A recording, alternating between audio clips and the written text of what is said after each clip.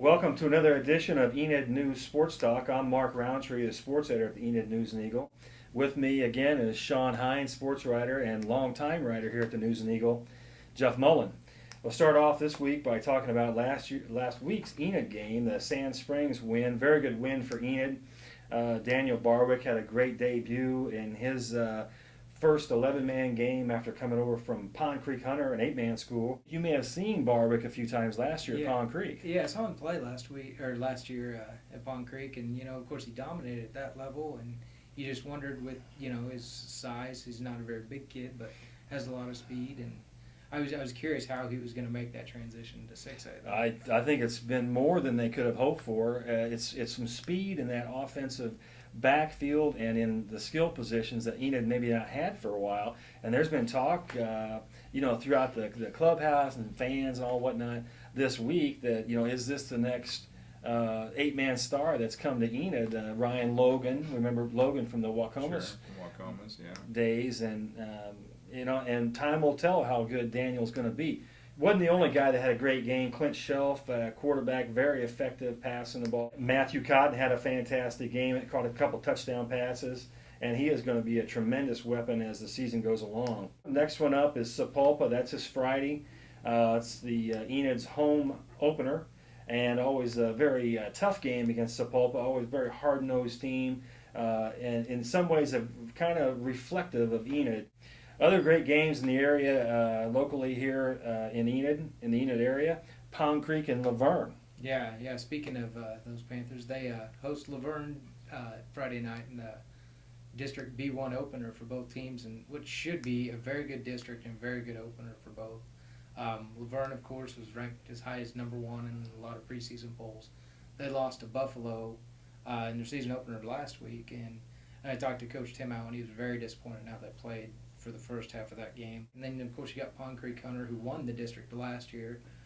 Cody Coates, their sophomore quarterback, had a fantastic debut. Accounted for 5 touchdowns last week, and they beat Medford 44-12. And so it should be a very interesting game. Really kind of a leg up for whoever can come out of that. In the college divisions, Oklahoma has got maybe one of their biggest tests of the year on Saturday. Yeah, it'll be a test, Mark, when Oklahoma goes to Washington on Saturday, primarily because not that Washington is that strong, but Oklahoma has not played well on the road the last several games.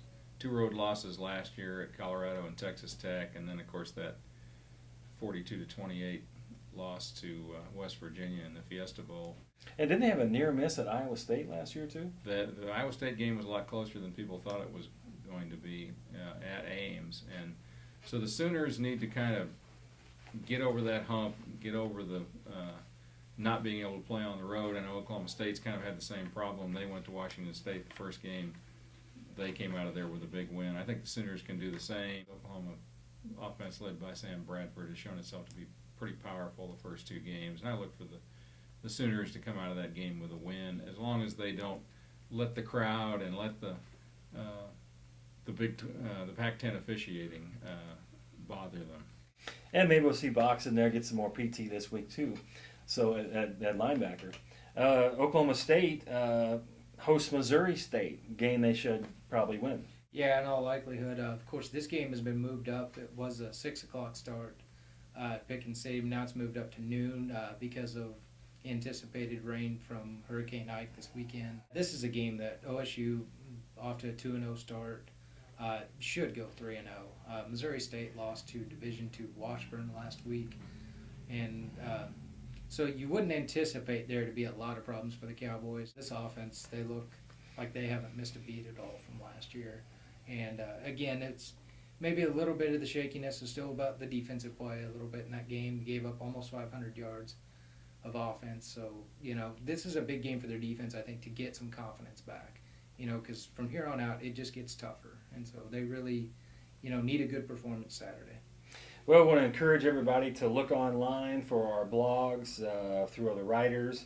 Go to the forums, contribute what you want to on the forums. They're always open for you.